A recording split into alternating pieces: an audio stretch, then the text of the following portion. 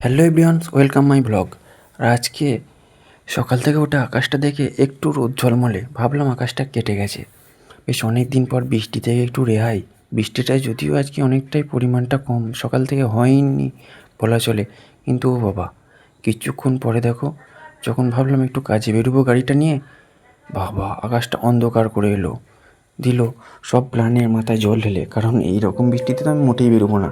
আর রাস্তাঘাটের যা হাল, আকাশটা দেখো কালো অন্ধকার করে এসে, এদিকে মাটির বাড়িগুলোর হাল দেখো, চারিদিকে ভেঙে চুরে পড়ছে, পুরো কাদা।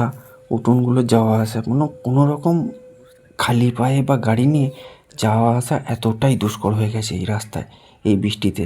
যেহেতু আমাদের গ্রামের দিকে বর্ষাকালে বৃষ্টি হলে চাষবাসের একটা ধুম লেগে যায়, সেরকমই চাষবাসের হিড়িক পড়ে গেছে। আর আমি গিয়েছিলাম মাঠে, কিন্তু এত বৃষ্টি হয়েছে মাঠে কোনটা কার জমি আমি কিচ্ছু বুঝতে পারিনি, যার জন্য ঘুরে বাড়ি চলে এলাম, কারণ সবটাই জলের তলায় ছিল।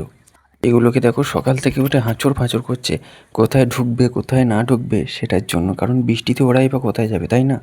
বর্ষাকাল এলে চাষবাসের একটা ধুম পড়ে যায়, মাঠের দিকে সকলেই রওনা দেয়, কারণ চাষবাসটা তো আমাদের এখানে প্রধান জীবিকা, তাই না? টাটা।